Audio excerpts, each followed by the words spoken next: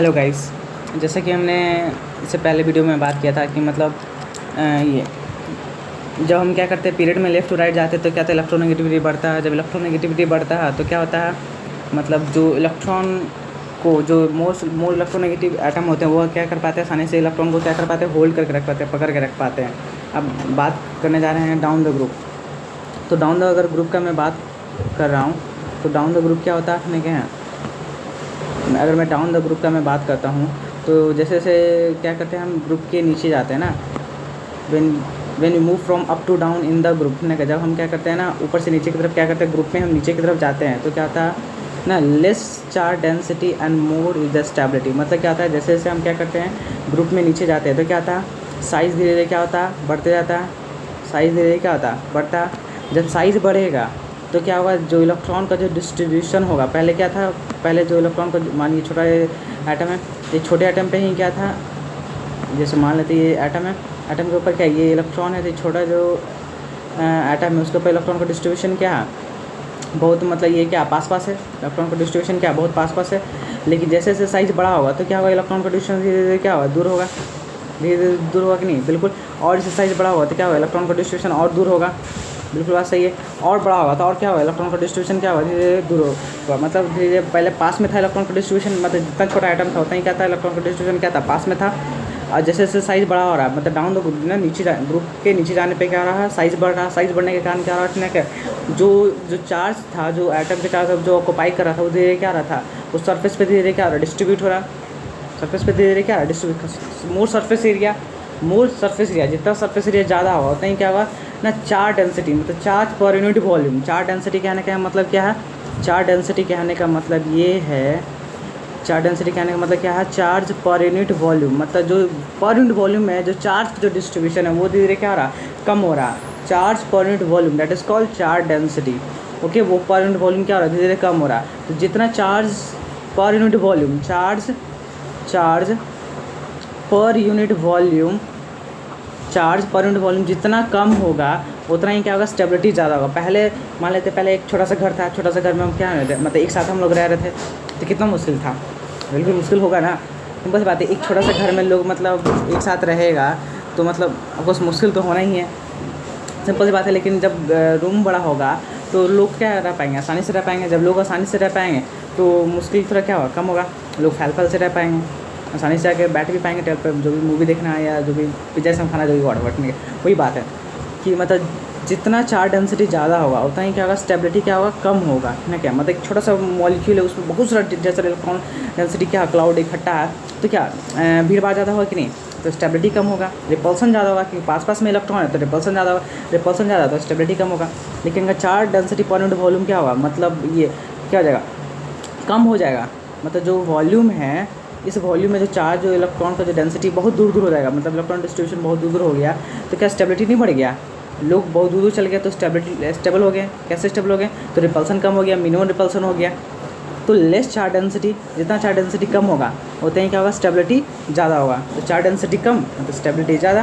तो down the group क्या होता है जैसे जैसे हम ग्रुप के नीचे जाते हैं तो क्या होता है साइज़ धीरे धीरे क्या होता है इंक्रीज़ होता है, साइज़ धीरे धीरे क्या होता है इंक्रीज़ होता है। जब साइज़ इंक्रीज़ होगा तो हमें क्या देखने मिलेगा, हमें स्टेबिलिटी क्या दिखेगा बढ़ते हुए नजर आएगा। क्यों बढ़ते हुए नजर आएगा क्योंकि अप टू डाउन जाने पे क्या होता है चार्ज डेंसिटी घट रहा है। चार्ज डेंसिटी कहने का मतलब क्या है चार्ज पर यूनिट वॉल्यूम, मतलब पर यूनिट वॉल्यूम पे दिए गए आयतन में जो चार्ज का जो डिस्ट्रीब्यूशन है वो धीरे धीरे क्या हो रहा है कम हो रहा है। ओके, एग्जाम्पल बात करते हैं तो डेंसिटी क्या होता है मास पर यूनिट वॉल्यूम। तो चार्ज डेंसिटी क्या होगा, चार्ज डेंसिटी होगा चार्ज पर यूनिट वॉल्यूम। अगर डेंसिटी मास पर यूनिट वॉल्यूम होगा मतलब उस दिए गए वॉल्यूम में कितना मास का distribution that is called density. Okay, वैसे ही बात करते हैं चार्ज डेंसिटी। तो चार्ज डेंसिटी कहने का मतलब क्या है उस दिए गए वॉल्यूम में कितना चार्ज का डिस्ट्रीब्यूशन है that is called charge density. ठीक है, ये समझ में आया बिल्कुल। अब मैं आगे बात करने वाला हूँ आगे मैं बात कर रहा हूँ हाँ, फॉर एग्जांपल जैसे मैं मॉलिक्यूल को कंसिडर कर रहा हूँ, जैसे ये मान लेते हैं फ्लोरीन है, ओके, क्लोरीन है, ब्रोमीन है और ये आयोडीन है। ठीक है, हम क्या रहे ग्रुप के नीचे मूव करें, हम क्या करें डाउन द ग्रुप जा रहे हैं। किसका हम बात करें, हम हैलोजन फैमिली का बात करें। हम किसका बात करें, हैलोजन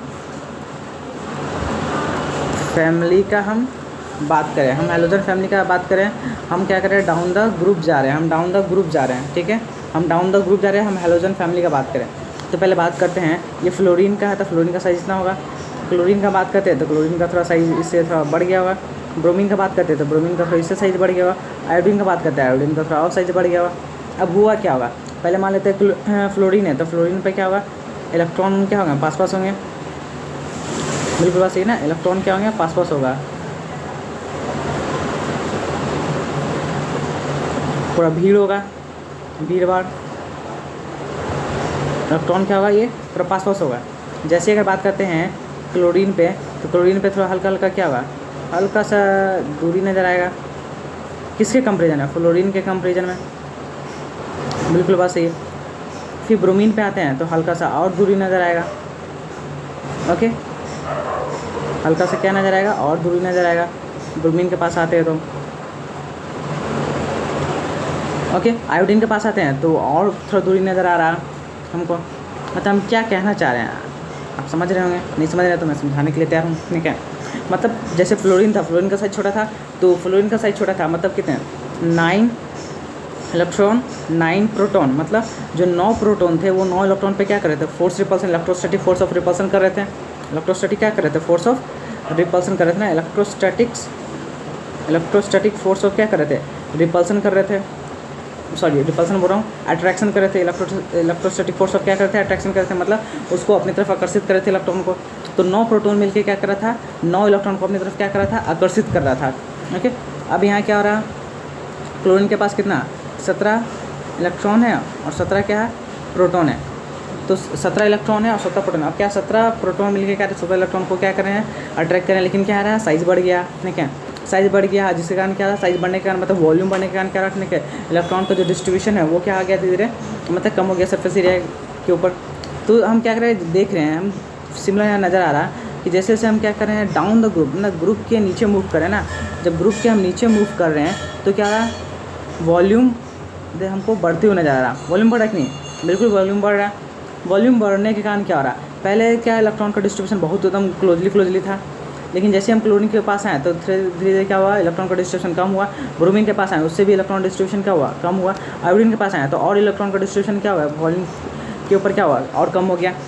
तो हम क्या देख रहे हैं कि जैसे जैसे डाउन द ग्रुप मूव कर रहे हैं, क्या हो रहा है, जो चार्ज पर यूनिट वॉल्यूम है धीरे धीरे क्या हो रहा है, कम हो रहा है। तो सबसे ज़्यादा स्टेबल कौन होगा, तो less the charge density, less the charge per unit volume या less the charge density more is the stable. सबसे ज़्यादा स्टेबल कौन होगा, आयोडीन। आयोडीन क्यों स्टेबल होगा, ज़्यादा क्या है इसका, एटॉमिक साइज है। एटॉमिक साइज ज़्यादा होने के कारण क्या हुआ, एटॉमिक साइज होने का फ़ायदा क्या हुआ कि चार्ज पर यूनिट वॉल्यूम क्या कम है। फिर उसके बाद कौन, ब्रोमीन, देन उसके बाद क्या, क्लोरीन, देन द फ्लोरीन है। ये क्या इसका ऑर्डर है, इसका लिख लीजिएगा ऑर्डर, ऑर्डर इसका लिख लीजिएगा। ठीक है, सबसे ज़्यादा क्या, iodine, then bromine, then fluorine. अगर कोई क्वेश्चन पूछेगा तो बता दीजिएगा। ठीक है, हाँ ये था आपका। नेक्स्ट आगे बात करने वाले जा रहे हैं, आगे बने रहिए। एक सेकेंड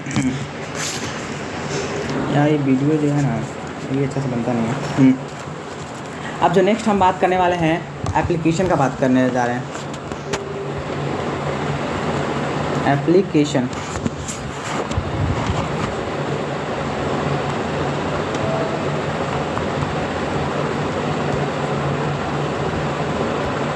एप्लीकेशन का बात करने जा रहे हैं। नेक्स्ट इसका बात करने जा रहे हैं हम एप्लीकेशन, मतलब जो हमें इंडक्टिव फैक्ट पढ़ रहे हैं। अभी शुरू में बताया था कि मैंने थ्योरी पढ़ना है, उसके बाद एप्लीकेशन पढ़ना। ओके, तो अभी नेक्स्ट बात करने वाले हैं क्या, हम एप्लीकेशन के बारे में बात करने वाले हैं। एप्लीकेशन किसके बारे में, एप्लीकेशन इंडक्टिव फैक्ट के बारे में। तो एप्लीकेशन क्या है, चलिए देखते हैं।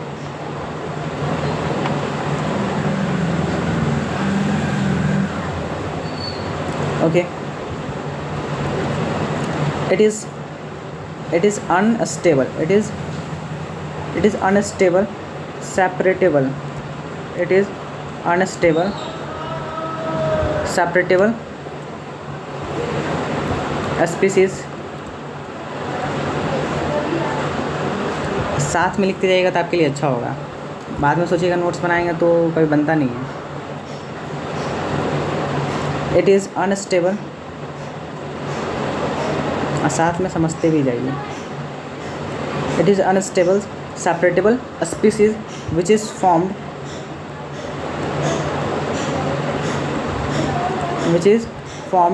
during the reaction, which is formed during the reaction which is formed during the reaction and gives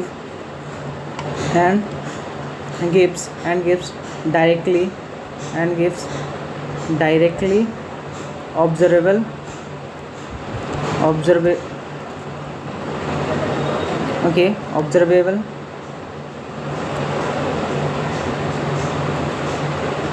yeah, ABL observable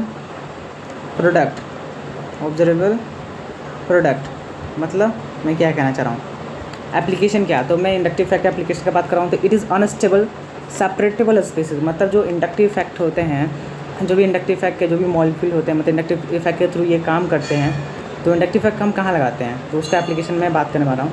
तो ये जो बात कर रहा हूँ, तो इट इज़ अनस्टेबल सेपरेटेबल स्पीसीज, ये कैसे स्पीसीज होते हैं, ये अनस्टेबल होते हैं। ये कैसे होते हैं, अनस्टेबल होते हैं और सेपरेटेबल स्पीसीज होते हैं, जिनको हम आसानी से हम क्या कर पाएँ, सेपरेट कर पाएँ, अलग कर पाएँ ओके दूसरे स्पीसीज से। Which is form during the reaction, जो कि क्या कहते हैं, रिएक्शन के दौरान बनते हैं। बहुत सारे रिएक्शन के दौरान, जैसे हम बात करते हैं, जैसे फॉर एग्जांपल जैसे ये मीथेन है। तो मीथेन से अगर हम क्या करते हैं, एक हाइड्रोजन को हम हटा देते हैं, तो एक हाइड्रोजन को हटा दिए, ठीक है।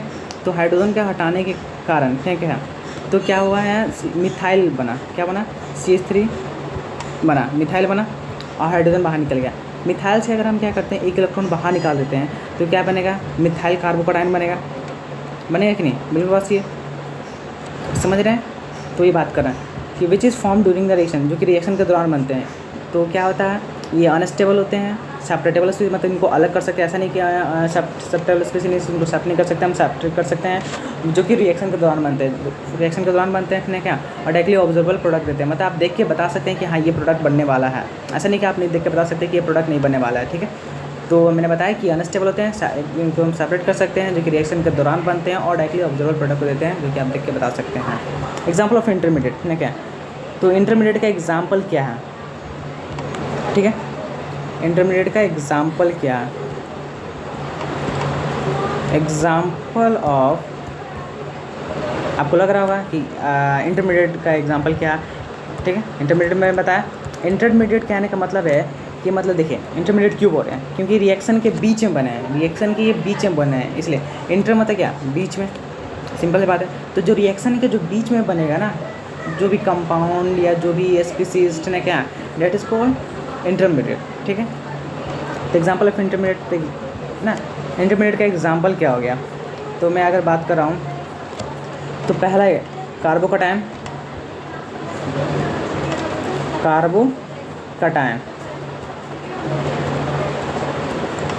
कार्बोकैटायन पहला जो स्पीसीज जो होता है वो इंटरमीडिएट के अंदर, वो पहला क्या आता है, वो कार्बोकैटायन आता है, वो क्या आता है, वो कार्बोकैटायन पहला जो स्पीसीज है इंटरमीडिएट के अंदर, वो क्या है, कार्बोकैटायन। तो कार्बोकैटायन के बारे में बात कर लेते हैं। तो C पॉजिटिव, C+ से हम रिप्रेजेंट करते हैं कार्बोकैटायन को, किससे रिप्रेजेंट करते हैं, C+ से रिप्रेजेंट करते हैं, ओके। कार्बोकैटायन किससे रिप्रेजेंट करते हैं, C+ रिप्रेजेंट करते हैं। 6 इलेक्ट्रॉन सिस्टम होता है, क्या होता है, ये कार्बो जो कटायन है वो क्या है, वो 6 इलेक्ट्रॉन सिस्टम है, ठीक है, 6 इलेक्ट्रॉन सिस्टम है। कार्बोकैटायन क्या है, 6 इलेक्ट्रॉन सिस्टम होता है। कार्बोकैटायन कैसा होता है, अगर कार्बोकैटायन के बारे में बात किया जाएगा, तो C पॉजिटिव से रिप्रेजेंट करते हैं, कार्बन पॉजिटिव से रिप्रेजेंट करते हैं, 6 इलेक्ट्रॉन सिस्टम होता है, ओके। समझ में आ रहा। अब देखिए पॉजिटिव नहीं समझ पा रहे, देखिए कार्बन में क्या होता है, 6 इलेक्ट्रॉन होता है, और क्या होता है, 6 प्रोटॉन होता है, 6 इलेक्ट्रॉन 6 प्रोटॉन होता है। बात से एक नहीं, बिल्कुल बात से एक नहीं क्या, ओके। मतलब इक्वल दोनों होते हैं, इक्वल होते हैं, इसलिए क्या होता है, मॉलिक्यूल न्यूट्रल होता है। अगर एक प्रोटॉन चला जाएगा, मतलब एक पॉजिटिव चार्ज चला जाएगा, तो क्या बच जाएगा, नेगेटिव चार्ज बच जाएगा। एक पॉजिटिव चला गया तो क्या, नेगेटिव बच जाएगा। अगर, हाँ सिंपल बात है ना, अगर एक पॉजिटिव चार्ज चला जाएगा तो क्या नेगेटिव बचेगा, और एक नेगेटिव चार्ज चला जाएगा तो क्या पॉजिटिव बचेगा। ये समझ में आता है ना, बिल्कुल। तो कार्बोकैटायन क्या होता है, तो जो कार्बोकैटायन होता है उसको हम C पॉजिटिव से रिप्रेजेंट करते हैं, क्या करते हैं, C पॉजिटिव से रिप्रेजेंट करते हैं, ठीक है। 6 इलेक्ट्रॉन सिस्टम होता है, कितना इलेक्ट्रॉन सिस्टम होता है, 6 इलेक्ट्रॉन सिस्टम होता है, ठीक है। इसको रिप्रेजेंट कैसे करते हैं, देखिए ये कार्बन हो गया, ठीक है, ये इसका, ये और ये पॉजिटिव, ये दो, ठीक है। 2 3 4 2 6, ये क्या हो गया मेरा कार्बोकैटायन हो गया। ये क्या हो गया कार्बोकैटायन हो गया, ठीक है। 1 बॉन्ड 2 बॉन्ड 3 बॉन्ड। एक बॉन्ड में क्या आता है 2 इलेक्ट्रॉन होते हैं, तो 3 बॉन्ड है, एक पॉजिटिव चार्ज है, that is called carbocation, that is called carbocation. Next जो बात करने वाले हैं वो किसका बात करेंगे, कार्बे अनायन। कार्बे अनायन का बात करेंगे नेक्स्ट। इसको हम C नेगेटिव से रिप्रेजेंट करते हैं, कार्बन अनायन को C नेगेटिव से रिप्रेजेंट करते हैं। ये 8 इलेक्ट्रॉन सिस्टम होता है। ये क्या होता है 8 इलेक्ट्रॉन सिस्टम होता है। जो दूसरा जो बात कर रहे हैं वो कार्बन अनायन का बात कर रहे हैं, वो C नेगेटिव से रिप्रेजेंट करते हैं, 8 इलेक्ट्रॉन सिस्टम होता है। ठीक है, उसको लिखने का तरीका क्या है, ये बन गया, ये और ये, ठीक है। आप ड्राइंग मुझसे अच्छा बनाते हैं तो उसको बना लीजिएगा। तो ये क्या हो गया कार्बन अनायन हो गया, ठीक है, जो दूसरा इंटरमीडिएट का एग्जांपल है। तीसरा इंटरमीडिएट का अगर मैं एग्जांपल का मैं बात करता हूँ तो वो क्या फ्री रेडिकल, वो क्या है फ्री रेडिकल। तीसरा जो कार्बोकैटायन है वो क्या है वो फ्री रेडिकल होता है। फ्री रेडिकल को किससे रिप्रेजेंट करते हैं, ये कार्बन हो गया और ऊपर से एक electron, that is called free radical. Free radical कितने होते हैं 6 इलेक्ट्रॉन सिस्टम होते हैं। जो फ्री रेडिकल है वो कितने इलेक्ट्रॉन सिस्टम होते हैं 7 इलेक्ट्रॉन सिस्टम होता है। फ्री रेडिकल कितने इलेक्ट्रॉन सिस्टम होता है 7 इलेक्ट्रॉन सिस्टम होता है। फ्री रेडिकल जो होता है वो कितना होता है 7 इलेक्ट्रॉन सिस्टम होता है, ठीक है। डायग्राम का बात रहा है तो देखिए डायग्राम बना देता है। ये ऐसे ऐसे ऐसे ऐसे और ये एक electron, that is called free radical, that is called free radical, ठीक है। अब जो नेक्स्ट मैं बात करने वाला हूँ इंटरमीडिएट का वो क्या है कार्बिन। वो क्या है कार्बिन। कार्बिन जो होते हैं ना मेनली ना जो कार्बेलामाइन रिएक्शन होते हैं ना वहाँ क्या आता है इंटरमीडिएट के रूप में एज अ बनता है स्पीसीज, इंटरमीडिएट स्पीसीज होता है। कार्बेलामाइन जो भी रिएक्शन होता है उसमें क्या होता है कार्बिन एज अ इंटरमीडिएट स्पीसीज बनता है ना। डाइक्लोरोकार्बिन ने क्या है ट्राइक्लोरोकार्बिन है जो मतलब कार्बेलामाइन रिएक्शन में क्या होता है कार्बिन एज अ इंटरमीडिएट स्पीसीज बनता है। आगे मैं रिएक्शन में बात करूँगा तो कार्बिन क्या होता है एज अ इंटरमीडिएट स्पीसीज बनता है, क्या। तो कार्बिन के बारे में बात कर लेते हैं। तो ये कार्बिन है, तो कार्बिन को इस तरह से हम क्या करते हैं रिप्रेजेंट करते हैं 1 इलेक्ट्रॉन नीचे और 1 इलेक्ट्रॉन ऊपर, ओके। हाँ, तो carbon having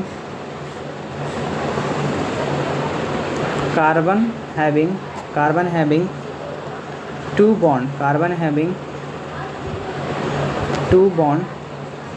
carbon having 2 bond with 0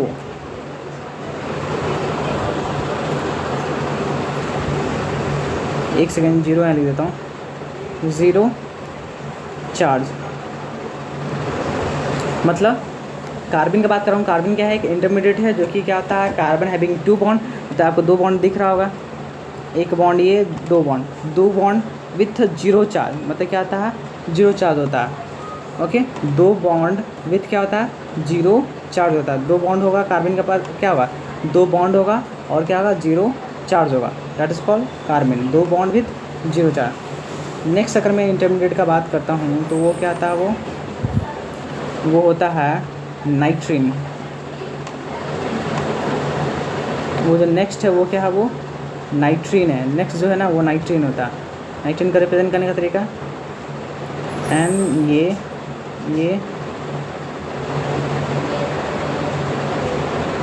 हो गया ये और ये, ठीक है। हाँ, तो नाइट्रोजन हैविंग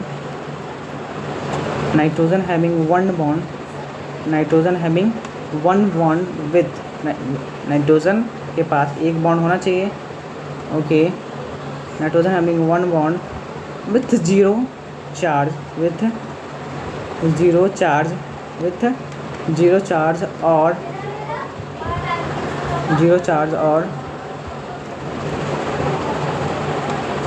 और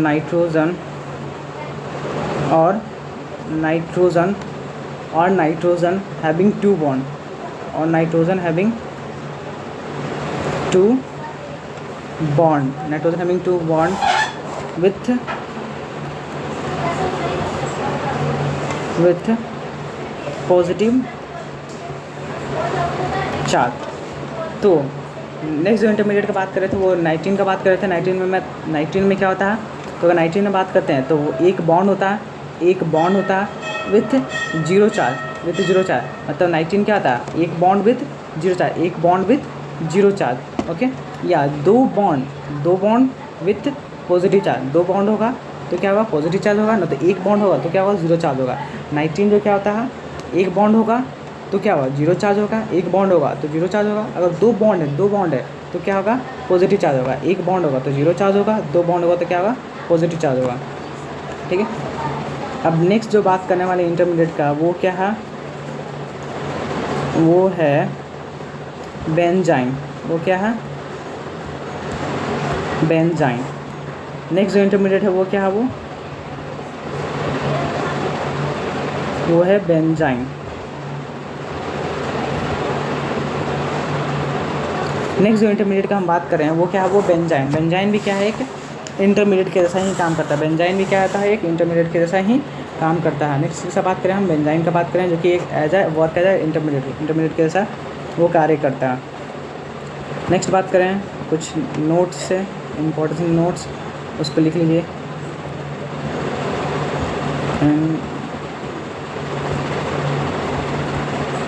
नोट्स से इम्पोर्टेंट नोट्स,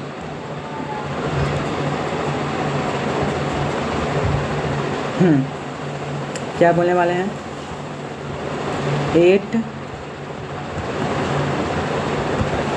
8 मेंबर या ऊपर वाले 8 मेंबर या ऊपर वाले रिंग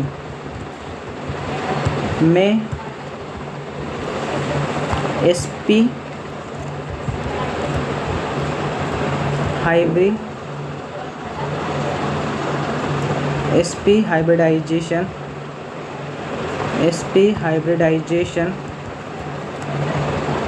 हाइब्रिडाइजेशन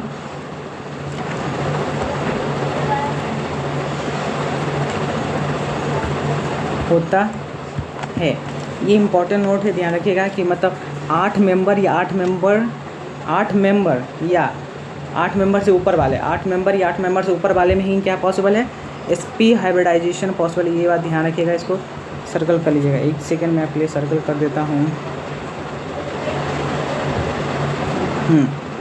ये ध्यान रखिएगा, sp हाइब्रिडाइजेशन होता है। ठीक है, 8 मेंबर रिंग हो या 8 मेंबर से ज़्यादा रिंग हो तभी sp हाइब्रिडाइजेशन पॉसिबल है।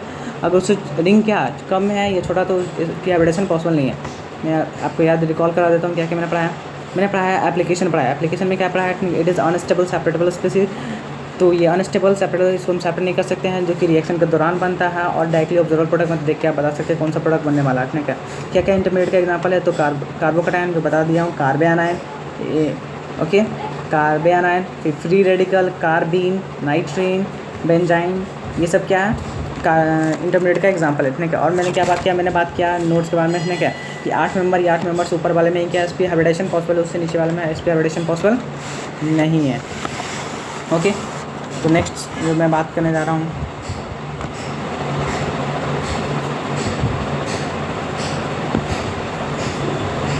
ओके, हाँ चलिए कुछ देखते हैं question.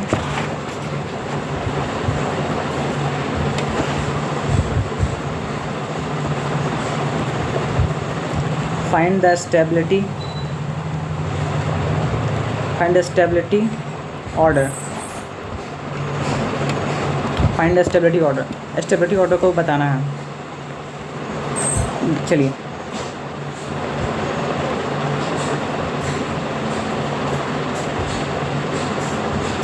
CH3 plus CH3 CH2 plus CH3 C plus CH3 CH3। आपके पास टाइम है, आप बता सकते हैं। वो लाइफ तो नहीं है, सो इनकेस आगे फ्यूचर में लाइफ करा सकता हूँ। ओके, तो देखिए फाइंड द स्टेबिलिटी ऑर्डर। ठीक है, स्टेबिलिटी ऑर्डर बताना कि सबसे ज़्यादा स्टेबल कौन है। तो देखिए पहले सिंपल था, सोचिए कैसे स्टेबिलिटी का ऑर्डर है। तो ध्यान दीजिए, हम इंडक्टिव से पता करेंगे। हम क्या करेंगे, इंडक्टिव से पता करेंगे। सिंगल दिमाग ध्यान रखिएगा, ठीक है। सिंगल बॉन्ड क्या होता है, इलेक्ट्रॉन दोनों होता है, सिंगल बॉन्ड इलेक्ट्रॉन दोनों होता है, सिंगल बॉन्ड इलेक्ट्रॉन दोनों होता है, ठीक है। बात को ध्यान रखिएगा, सिंगल बॉन्ड जो होता है वो क्या होता है, इलेक्ट्रॉन डोनर होता है, सिंगल बॉन्ड इलेक्ट्रॉन क्या होता है, डोनर होता है। तो ये सिंगल बॉन्ड से जुड़ा हुआ है तो क्या करेगा, इलेक्ट्रॉन डोनेट करेगा, किसके थ्रू देगा, इंडक्टिव के थ्रू, ये बात ध्यान रखिएगा। सिंगल बॉन्ड जो होता है हमेशा क्या होता है, इलेक्ट्रॉन को देता है, किसके थ्रू देगा, that is called inductive effect, that is called inductive effect. तो सिंगल बॉन्ड इलेक्ट्रॉन देगा, किसके थ्रू दे रहा, इंडक्टिव इफेक्ट के थ्रू दे रहा। चलिए देखते हैं, सिंगल बॉन्ड है तो क्या कर रहा है, इलेक्ट्रॉन दे रहा, इलेक्ट्रॉन क्या कर रहा है, दे रहा। तो ये इलेक्ट्रॉन दे रहा, तो ध्यान से देखिएगा, इलेक्ट्रॉन दे रहा, तो ये दे रहा तो इस पर पार्शियल नेगेटिव चार्ज, देखिए फुल चार्ज नहीं दे रहा, फुल चार्ज नहीं दे रहा, ठीक है। इंडक्टिव इफेक्ट क्या था, फुल चार्ज नहीं देता, पार्शियल चार्ज डेवलप करवाता। याद है शुरू में स्टार्टिंग में डिफिनेशन में पढ़ाया था कि मॉलिक्यूल के ऊपर क्या था, पार्शियल चार्ज डेवलप करवाता। तो ये क्या करेगा, इलेक्ट्रॉन क्या करेगा, पार्शियली देगा तो क्या हुआ, इस पर डेल्टा का नेगेटिव चार्ज आएगा, ओके। और ये देगा तो ये देगा तो इस पर क्या आएगा, डेल्टा का नेगेटिव आएगा। ये देगा तो ये देगा तो इस पर भी क्या आएगा, डेल्टा का नेगेटिव आएगा। ये देगा तो भी क्या आएगा, डेल्टा का, ये देगा तो क्या होगा, डेल्टा का नेगेटिव आएगा। ये देगा तभी डेल्टा का नेगेटिव, ये देगा तो डेल्टा का नेगेटिव। तो कितने देने हैं, कितने दे रहे हैं इलेक्ट्रॉन, तो 1 इलेक्ट्रॉन दे रहा, 2 इलेक्ट्रॉन दे रहा, 3 इलेक्ट्रॉन दे रहा। तो मैं लिख सकता हूँ ऐसे कि 3 डेल्टा का नेगेटिव, ऐसे मैं लिख सकता हूँ कि नहीं। एक अगर ये सिर्फ देता तो डेल्टा का नेगेटिव, ये दिया तो 2 डेल्टा नेगेटिव, 2 डेल्टा नेगेटिव, और एक और ये दे रहा तो 3 डेल्टा नेगेटिव, ओके। एक देता तो डेल्टा का नेगेटिव, 2 देता तो 2 डेल्टा नेगेटिव, 3 दे रहा तो 3 डेल्टा नेगेटिव, ओके।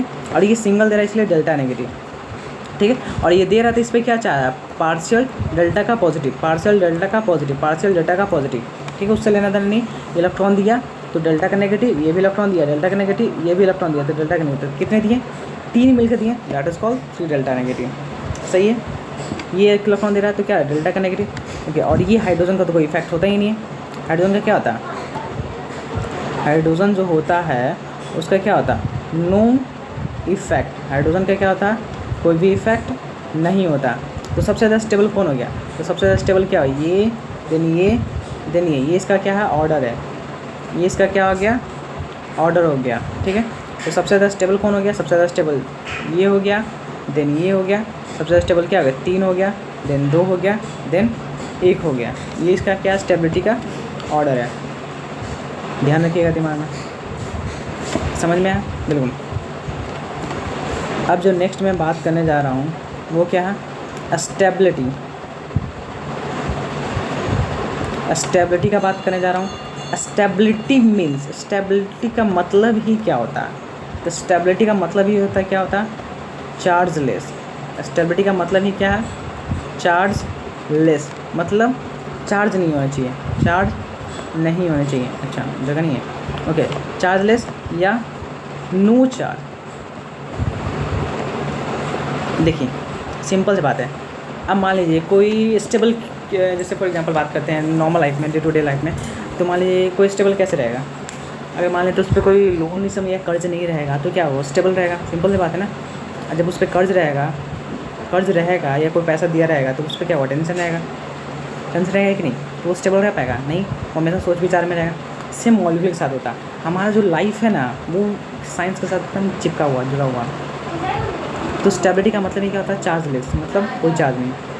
स्टेबिलिटी का मतलब ही क्या है, चार्जलेस, चार्जलेस या नो चार्ज, कोई चार्ज नहीं, ठीक है। तो स्टेबिलिटी का ऑर्डर का बात कर लेता हूँ, तो 3 degree, then 2 degree, then 1 degree, ये क्या है स्टेबिलिटी का ऑर्डर, ये क्या स्टेबिलिटी का ऑर्डर है, ये क्या स्टेबिलिटी का ऑर्डर, ये किसका स्टेबिलिटी है, स्टेबिलिटी ऑफ, स्टेबिलिटी, एक सेकंड छूट गया, stability order of carbocation, stability order of carbocation, ये किसका स्टेबिलिटी ऑर्डर है, कार्बोकैटायन का स्टेबिलिटी। दूसरा क्वेश्चन में कराने जा रहा हूँ आपको, ध्यान से देखिएगा। दूसरा क्वेश्चन क्या है, ये नेक्स्ट क्वेश्चन है, तो CH3 CH2 positive, CH2 positive, okay, CH3 CH2 CH2, एक सेकेंड रुक जाइए, जगह नहीं बच रहा, तो इरेज करके करते हैं।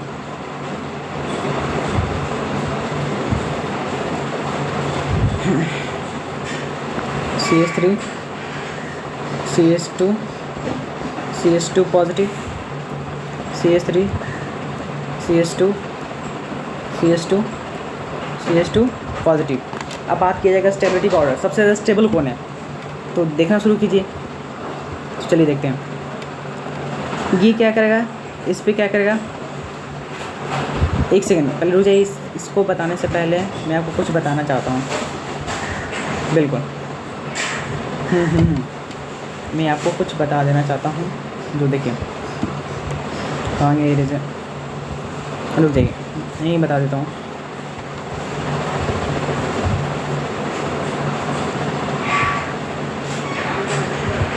ध्यान रखिएगा इसको, देखिए प्लस माइनस का मतलब क्या होता है 100%। प्लस माइनस का मतलब क्या है 100%। प्लस माइनस का क्या मतलब होता है 100%, मतलब 100% वो क्या करा, चार्ज को ट्रांसफ़र कर दिया। ओके 100% ट्रांसफ़र कर दिया। डेल्टा नेगेटिव का मतलब क्या होता है 10%। डेल्टा नेगेटिव का मतलब क्या होता है 10%। डेल्टा नेगेटिव का मतलब क्या होता है 5%। डेल्टा नेगेटिव का मतलब क्या होता है 5% चार्ज का ट्रांसफ़र किया। डेल्टा का नेगेटिव का मतलब क्या है, डेल्टा का नेगेटिव का मतलब क्या है 1% चार्ज का ट्रांसफ़र किया। ये बात ध्यान रखिएगा। अगर प्लस माइनस है तो मतलब 100% चार्ज को ट्रांसफ़र कर दिया। डेल्टा अगर नेगेटिव है, डेल्टा नेगेटिव तो 10% चार्ज को ट्रांसफ़र किया। डेल्टा नेगेटिव मतलब क्या 10% चार्ज को ट्रांसफ़र किया। डेल्टा नेगेटिव है, दैट इज़ कॉल्ड 5% चार्ज को ट्रांसफ़र किया। डेल्टा का नेगेटिव है, दैट इज़ कॉल्ड 1% का चार्ज को वो ट्रांसफ़र किया। ठीक है, ये इंपॉर्टेंट था जो मैंने आपको बताना भूल गया हूँ। हाँ तो देखिए चलिए देखते हैं। तो ये क्या किया, ये बगल में है तो क्या करेगा, ये चार्ज को ट्रांसफ़र करेगा। कितना करेगा भाई इस पर, तो ये डेल्टा का नेगेटिव ट्रांसफ़र करेगा। ठीक है, और ये क्या था अभी बताया था, इंडक्टिव है 3 कार्बन तक ही वैलिड होता है, शुरू में लिखा चुका हूँ। और ये कितना ट्रांसफ़र करेगा, ये ट्रांसफ़र करेगा डेल्टा नेगेटिव। ये कितना ट्रांसफ़र करेगा डेल्टा का नेगेटिव ट्रांसफ़र करेगा। किस पे, इस पे। तो इसके कारण कितना हो जाएगा, एक से पहले देख लेता हूँ क्या। तो ये कितना ये पहले शॉर्टकट भी बताऊँगा, पहले देख लीजिए। ये कितना ट्रांसफ़र करेगा, तो डेल्टा का नेगेटिव इस पर पॉजिटिव कार्बोकेटायन पे। ये कितना ट्रांसफ़र करेगा डेल्टा का नेगेटिव। ये कितना ट्रांसफ़र करेगा डेल्टा नेगेटिव। तब चार्ज जोड़ लेते हैं, ये कितना है, तो डेल्टा नेगेटिव कितना है, तो डेल्टा नेगेटिव कितना है, ये देखिए यहाँ देखिए 10% है, तो ये 10% हो जाएगा। ये कितना हो जाएगा डेल्टा का तब 5, और ये डेल्टा का नेगेटिव कितना हो जाएगा 1%। तो कितना जोड़िए 10 से 5 15 15 16% ये चार्ज को ट्रांसफ़र कर रहा है। ये कितना कर रहा है, तो ये हो जाएगा 10, ये 10 हो गया, और ये हो गया 5, मतलब टोटल ये 15 कर रहा है। और ये कितना कर रहा है 10% कर पा रहा है चार्ज को ट्रांसफ़र। ये कितना कर पा रहा है, ये 10% चार्ज को सिर्फ ट्रांसफ़र कर पा रहा है। ठीक है, 10% कर पाइए, 15% 16%। सबसे ज़्यादा कौन ट्रांसफ़र कर पा रहा है चार्ज को, सबसे ज़्यादा ट्रांसफ़र चार्ज को कर पा रहा है ये तीसरा, देन दूसरा, देन पहला। तो सबसे ज़्यादा स्टेबल कौन होगा, सबसे ज़्यादा स्टेबल होगा तीसरा, दूसरा, देन पहला, क्योंकि मोर इंडक्टिव है, मोर इज़ द स्टेबिलिटी। इतने क्या, और क्या दूसरा तरीका देखने का है, इसका शॉर्टकट इतना नहीं करने की ज़रूरत है। देखने का दूसरा तरीका ये है कि देखिए कितना इलेक्ट्रॉन को कितना दे रहा है, 1 2 3 दे रहा, तब कुछ इसका इंडक्टिव इफेक्ट ज़्यादा होगा ना। 3 लोग मिल के दे रहा तो क्या इंडक्टिव इफेक्ट ज़्यादा होगा। 3 लोग का पैसा दे के 3 लोग को मिल के पैसा दे रहा तो ऑफकोर्स ज़्यादा दे रहा होगा पैसा। यहाँ 2 लोग ही मिल के दे रहा तो कम दे रहा होगा पैसा। 1 लोग मिल के दे रहा तो उससे भी कम दे रहा होगा पैसा, तो सबसे ज़्यादा पैसा देगा तो सबसे ज़्यादा वो स्टेबल होगा। तो 3 मिल के ज़्यादा दे रहा तो ज़्यादा स्टेबल है। देन 2 मिल के ज़्यादा दे रहा तो 2 उसके बाद ज़्यादा स्टेबल है। देन 1 मिल के दे रहा तो उसके बाद 1 कम स्टेबल है। ठीक है, ये देखने का तरीका शॉर्टकट में बताया आपको। हाँ, नेक्स्ट मैं बात करने जा रहा हूँ। नेक्स्ट एक और क्वेश्चन का बात करने जा रहा हूँ। ये क्वेश्चन इंपॉर्टेंट है, ध्यान रखिएगा। क्या ये CH3 प्लस CD3 प्लस ये क्या है, हाइड्रोजन के आइसोटॉप हैं, दैट इज हाइड्रोजन, ड्यूटेरियम और ट्रिटियम। अब इसमें बात करा है कि इसमें स्टेबिलिटी का ऑर्डर बताइए। सभी लोग इसमें फंस जाते हैं और गलत कर देते हैं।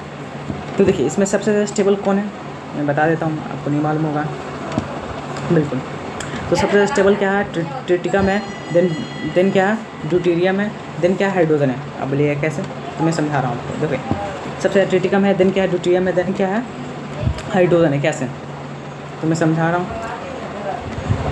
हाँ तो देखिए तो ये देखिए ये क्या है, ये न्यूक्लियस है, दैट इज़ कॉल्ड न्यूक्लियॉन। किसका, ट्रिटियम, ड्यूटेरियम और हाइड्रोजन का, ठीक है। यहाँ जो इलेक्ट्रॉन क्लाउड होगा,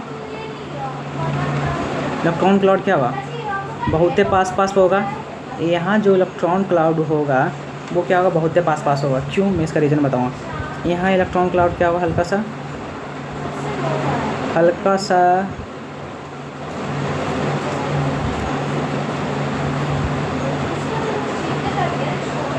दूर होगा। यहाँ इलेक्ट्रॉन क्लाउड और दूर होगा।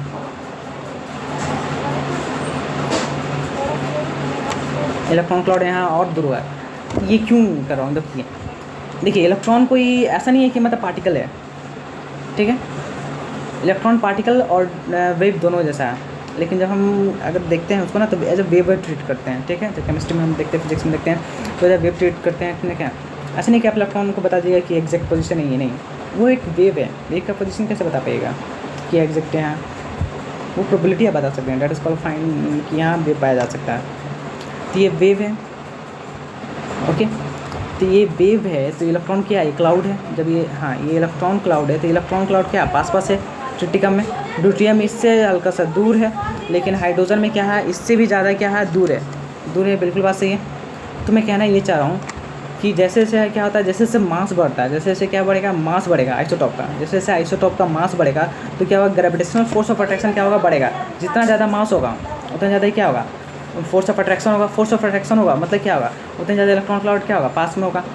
फिजिक्स का आपने फॉर्मूला पढ़ा होगा तो शायद आपने देखा होगा कि क्या F इक्वल टू क्या होता है, ग्रेविटेशनल फोर्स क्या होता है, Gm1m2/r²। ये क्या है, ग्रेविटेशनल फोर्स का क्या फॉर्मूला है। तो दो बॉडी का मास जितना ज़्यादा होगा उतना ज़्यादा क्या होगा, फोर्स ऑफ अट्रैक्शन ज़्यादा होगा। ग्रेविटेशनल फोर्स ऑफ अट्रैक्शन क्या होगा, ज़्यादा होगा।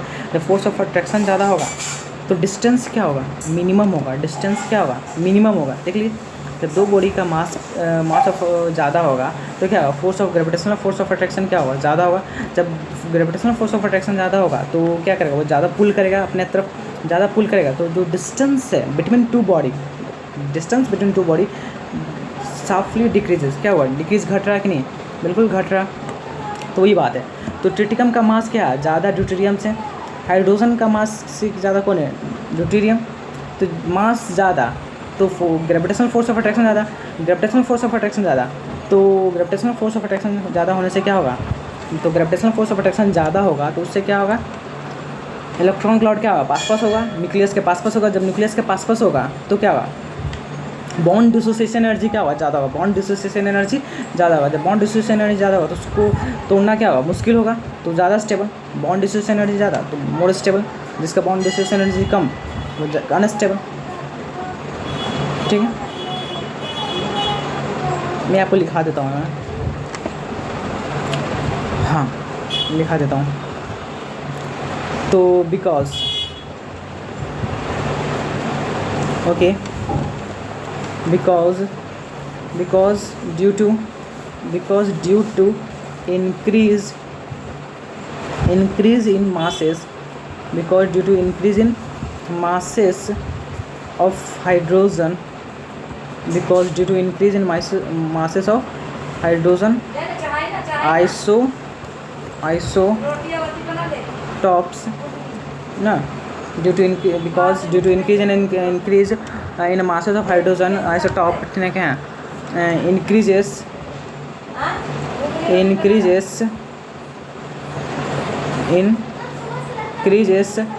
in gravitational force, increases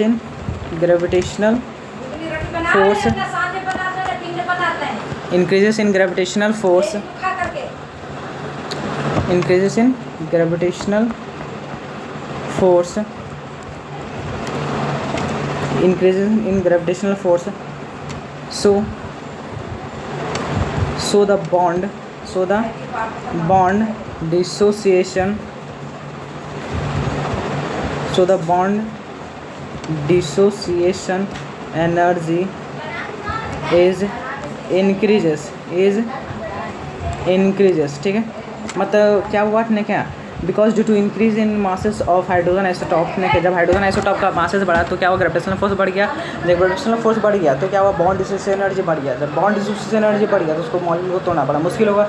जब मॉलिक्यूल को तोड़ना जब मुश्किल होगा तो क्या होगा, उसका स्टेबिलिटी क्या होगा, बहुत ज़्यादा होगा। एक सेकेंड आ रहा हूँ।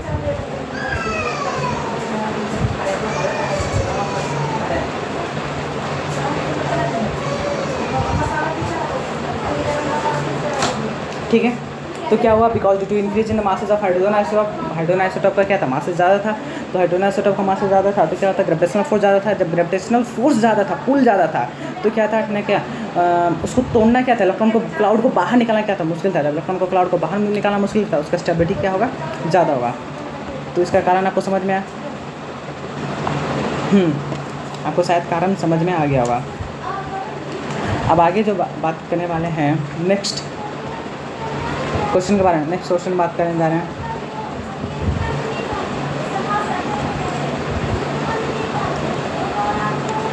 ये ऐसा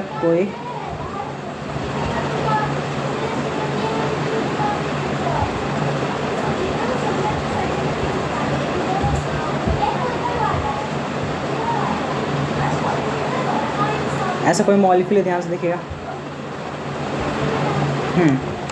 ये मॉलिक्यूल एक है,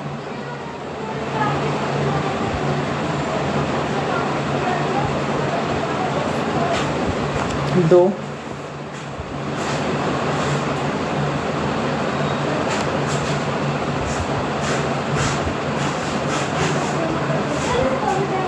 तीन, ठीक है। ये कोई मॉलिक्यूल है। अब आपको बताना है कि देखिए, एक बार नेगेटिव चार्ज कहाँ है, यहाँ। एक बार जो नेगेटिव चार्ज है वो क्या है, यहाँ है। दूसरी बार नेगेटिव चार्ज यहाँ है, ठीक है। तीसरी बार जो नेगेटिव चार्ज है वो क्या है, वो यहाँ है। तीसरी बार नेगेटिव चार्ज यहाँ है और एक नेगेटिव चार्ज यहाँ है और एक नेगेटिव चार्ज यहाँ है, ठीक है। अब आपको बताना है कि सबसे ज़्यादा स्टेबल कौन होगा। तो देखिए, फिर इंडक्टिव फैक्ट देखते हैं, चलिए। तो अगर इंडक्टिव फैक्ट का बात करते हैं, ये नेगेटिव चार्ज कहाँ है, यहाँ कहीं। तो ये इंडक्टिव चार्ज है यहाँ। तो ये कार्बन, ये जो कार्बन होगा और ये जो कार्बन होगा क्या करेगा, इलेक्ट्रॉन को दे रहा होगा। तो ये इलेक्ट्रॉन को दे रहा होगा, बिल्कुल बात सही है, इलेक्ट्रॉन को दे रहा होगा। ये भी इलेक्ट्रॉन को दे रहा होगा और ये भी इलेक्ट्रॉन को दे रहा होगा, बिल्कुल बात सही है। कितना इस पे दे रहा होगा, तो इस पे दे रहा होगा 3 डेल्टा का नेगेटिव। 3 डेल्टा का नेगेटिव दे रहा है ना। एक जो कार्बन इलेक्ट्रॉन कितना का देगा, सिंगल बॉन्ड इलेक्ट्रॉन हमेशा डोनर होता है। तो एक इलेक्ट्रॉन कितना देगा, डेल्टा नेगेटिव देगा। इधर से इलेक्ट्रॉन कितना देगा, डेल्टा नेगेटिव। और इधर से इलेक्ट्रॉन कितना दे रहा होगा, इधर से इलेक्ट्रॉन कितना दे रहा है, डेल्टा नेगेटिव। मतलब कितना इलेक्ट्रॉन दे रहा है, 3 डेल्टा नेगेटिव दे रहा है। ओके, सही बात है। इस पर कितना दे रहा होगा, ये जो कार्बन है तो ये कितना दे रहा होगा, डेल्टा नेगेटिव दे रहा होगा। और ये क्या दे रहा होगा, डेल्टा का डेल्टा नेगेटिव दे रहा होगा। ये कितना दे रहा होगा, डेल्टा का डेल्टा नेगेटिव दे रहा होगा, ठीक है। मतलब एक डेल्टा नेगेटिव, 2 डेल्टा का डेल्टा नेगेटिव, सही है। इस कारण पे कितना दे रहा हुआ, तो ये बगल में जुड़ा हुआ, ये बगल में जुड़ा हुआ। तो बगल में जुड़ा हुआ तो ये डेल्टा का नेगेटिव दे रहा हुआ, ये डेल्टा का नेगेटिव दे रहा हुआ, ठीक है। अब ये जो है ये और ये क्या दे रहा हुआ, ये डेल्टा का नेगेटिव दे रहा हुआ और ये डेल्टा का नेगेटिव दे रहा है। मतलब 2 डेल्टा नेगेटिव दे रहा है और 2 डेल्टा का डेल्टा नेगेटिव दे रहा है, ओके। तो सबसे ज़्यादा स्टेबल कौन है, तो 3 डेल्टा नेगेटिव है, ओके। इस पर कितना है, 1 डेल्टा नेगेटिव है। इस पर 2 डेल्टा का वो तो बहुत लेस चार्ज हो गया ना, कंपेयर टू ये मोर चार्ज है। 10% इसका वैल्यू, इसका कितना 5% वैल्यू है। तो ये 3 डेल्टा नेगेटिव है और ये कितना है, 2 डेल्टा का नेगेटिव है। तो आप देख के आप कंक्लूजन निकाल सकते हैं कि सबसे ज़्यादा स्टेबल कौन है। तो सबसे ये स्टेबल है, देन उसके बाद ये स्टेबल है, देन ये स्टेबल है। मतलब बोला जाए सबसे ज़्यादा स्टेबल 1 है, उसके बाद क्या है 3 स्टेबल है, देन उसके बाद क्या है 2 स्टेबल है, ठीक है। ध्यान से देखिए, नहीं समझ आया तो फिर से बताता हूँ। यहाँ क्या था यहाँ इलेक्ट्रॉन था तो ये दिया इलेक्ट्रॉन, ये भी दिया इलेक्ट्रॉन, ये भी दिया इलेक्ट्रॉन, तो कितना दिया 3 डेल्टा नेगेटिव दिया। यहाँ इलेक्ट्रॉन था तो यहाँ ये बगल वाला दिया तो कितना दिया डेल्टा नेगेटिव दिया, ठीक है। और ये बगल वाला क्या देगा, डेल्टा का डेल्टा नेगेटिव देगा। ये यहाँ नेगेटिव चार्ज था तो ये इलेक्ट्रॉन देगा, ये इलेक्ट्रॉन देगा, तो कितना देगा 2 डेल्टा नेगेटिव देगा। बाकी यहाँ वाला क्या देगा, डेल्टा का डेल्टा नेगेटिव देगा। तो वो क्या 5% चार्ज है तो उसको भी देखेंगे, लेकिन अभी हम डेल्टा नेगेटिव से ही काम चल जा रहा है तो डेल्टा नेगेटिव को देख लेते हैं। तो सबसे ज़्यादा स्टेबल कौन है, 3 डेल्टा नेगेटिव ज़्यादा स्टेबल है, देन 2 डेल्टा, देन 1 डेल्टा। तो 1 देन 3 2 3 2, ये स्टेबिलिटी ऑर्डर है, ओके। हाँ, एक और हम क्वेश्चन देखने जा रहे हैं, ओके। एक और क्वेश्चन क्या है, ये कार्बन है और ये कार्बन इससे जुड़ा हुआ, ठीक है। और यहाँ ऑक्सीजन जुड़ा हुआ है नेगेटिव, और ठीक है। यहाँ एक और बात कर रहे हैं, ठीक है ना। हाँ, आ रहे रुके बताते हैं।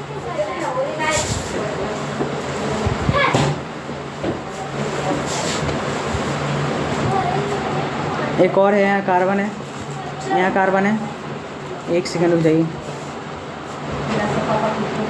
यहाँ कार्बन है और यहाँ एक कार्बन है और यहाँ क्या है, NH ग्रुप है, ठीक है। ओहो, जगह कम बच गया। 1 कार्बन, 2 कार्बन, 3 कार्बन और ये 4 कार्बन, और यहाँ जो क्या है CF3 है, ठीक है। और एक और जो है वो क्या है, एक और कार्बन, एक और नेगेटिव, और यहाँ क्या है NF3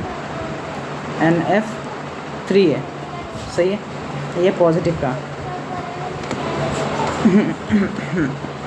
अब बताइए सबसे ज़्यादा स्टेबल कौन है। तो देखिए, जब भी ऐसा क्वेश्चन आए तो पहली बार अपने दिमाग को शांत रखिए, ओके।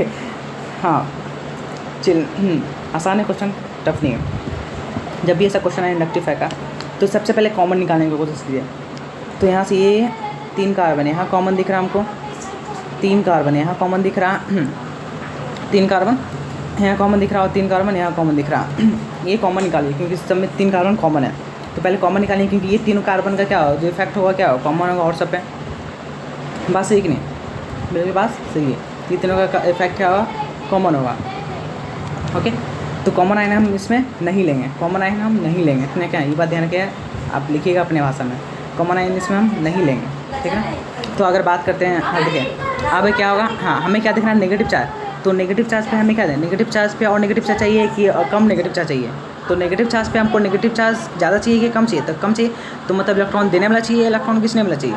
तो इलेक्ट्रॉन हमें खींचने वाला चाहिए, इलेक्ट्रॉन विड्रॉइंग ग्रुप चाहिए, इलेक्ट्रॉन डोनेटिंग ग्रुप चाहिए। तो इलेक्ट्रॉन हमें विड्रॉइंग ग्रुप चाहिए, हमें इलेक्ट्रॉन खींचने वाला चाहिए, ताकि नेगेटिव चार्ज जो यहाँ है उस पर और नेगेटिव चार्ज कम करे, स्टेबिलिटी को बढ़ाए, ठीक है, सही है। तो बात करते हैं, तो ये जो NF3 है, NH3 क्या होता है, इलेक्ट्रॉन विड्रॉइंग ग्रुप होता है। NF3 जो होता है वो क्या होता है, वो इलेक्ट्रॉन विड्रॉइंग ग्रुप होता है, इलेक्ट्रॉन खींचेगा।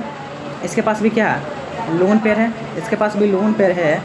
तो जब ये लोन पेयर है तो ये क्या करेगा, इलेक्ट्रॉन को ये देगा, ओके। CF3 का बात करते हैं, CF3 क्या है, फ्लोरीन क्या मोर इलेक्ट्रोनेगेटिव है। फ्लोरीन जब मोर इलेक्ट्रोनेगेटिव है तो इलेक्ट्रॉन को क्या करेगा, खींचने की कोशिश करेगा। वैसे ही यहाँ NF3 था, इलेक्ट्रॉन को खींचने की कोशिश करा, ये दो इलेक्ट्रॉन खींचने की कोशिश करा। अब ऑक्सीजन का बात करते हैं, तो ये क्या थे, हम कॉन्सेप्ट आपको दिखाए थे, ओके। नेगेटिव चार्ज हुआ more electronegative or more stable होता है, बिल्कुल बात सही है। लेकिन यहाँ O नेगेटिव है तो क्या करेगा, ये भी इलेक्ट्रॉन को देगा, क्यों, क्योंकि इसके पास लोन पेयर अवेलेबल है, ओके। मोर इलेक्ट्रोनेगेटिव क्या करता है, इलेक्ट्रॉन को आसानी से होल्ड करके रख पाता है। लेकिन क्या है, यहाँ नेगेटिव चार्ज भी है तो क्या करेगा, इलेक्ट्रॉन को देगा। नेगेटिव चार्ज है तो इलेक्ट्रॉन को क्या करेगा, देगा, ठीक है। 2 को देने वाला और 2 को खींचने वाला। तो हमें क्या चाहिए, इलेक्ट्रॉन विड्रॉइंग ग्रुप चाहिए। तो हम क्या हो गया, 3 और जो 4 है वो ज़्यादा क्या स्टेबल है, किसके कंपेरिजन में, 1 और 2 के कंपेरिजन में। अब 3-4 का देखते हैं कि 3-4 में सबसे ज़्यादा मतलब स्टेबल कौन है। तो एक पॉजिटिव चार्ज है और एक क्या है, एक पॉजिटिव चार्ज है, एक न्यूट्रल है। तो मैंने बताया था कि पॉजिटिव से ज़्यादा अच्छा से इलेक्ट्रॉन को खींच पाता है कंपेयर टू न्यूट्रल चार्ज। तो पॉजिटिव चार्ज है ना, तो पॉजिटिव चार्ज क्या कर पाएगा, आसानी से क्या कर पाएगा, इलेक्ट्रॉन को खींच पाएगा ना। See positive, neutral, then negative charge. तो पॉजिटिव चार्ज क्या आता है, आसानी से इलेक्ट्रॉन खींच पाएगा। तो क्या होगा, चार्ज ज़्यादा स्टेबल होगा किसके कंपेरिजन में, 3 के कंपेरिजन में, ठीक है। अब 1 2 में बात करते हैं, तो इलेक्ट्रॉन सबसे कम देने वाला चाहिए ना, नेगेटिव चार्ज। तो नेगेटिव चार्ज इलेक्ट्रॉन क्या चाहिए, देने वाला चाहिए, कम देना चले, तो हमें कम देने वाला चाहिए, ठीक है। तो ये ना, ये अगर बात करते हैं लोन पे, तो लोन पे इलेक्ट्रॉन दे रहा होगा। और ये ऑक्सीजन का बात करते हैं तो ना नेगेटिव चार्ज पे है, मोल इलेक्ट्रोनेगेटिव पे ना, मोल इलेक्ट्रोनेगेटिव पे क्या कर पाता है, इलेक्ट्रॉन को होल्ड करके रख पाता है, ठीक है। जब इलेक्ट्रॉन को होल्ड करके रख पाएगा तो क्या होगा, इलेक्ट्रॉन को होल्ड करके रख पाएगा तो ना थोड़ा लेट से देगा। तो सबसे स्टेबल कौन हो जाएगा, 1 हो जाएगा। देन उसके बाद क्या जाएगा, 2 हो जाएगी। इसका स्टेबिलिटी का ऑर्डर है। इसमें कैसे हुआ, तो इसमें ऐसे ही लिए हुआ कि ऑक्सीजन के पास मोल इलेक्ट्रोनेगेटिव है, तो मोल इलेक्ट्रोनेगेटिव क्या करता है, इलेक्ट्रॉन को होल्ड करके रख पाता है, होल्ड करके रखेगा। तो क्या होगा, इलेक्ट्रॉन को थोड़ा लेट से देगा कंपेयर टू इसके पास लोन पे है, तो लोन पे आसानी से दे देगा, ट्रांसफर कर देगा ना। Oxygen more electronegative as compared to nitrogen, तो इलेक्ट्रॉन को होल्ड करेगा थोड़ी देर। आज के लिए इतना काफ़ी है, नेक्स्ट आगे क्लास में बात करेंगे। Thank you.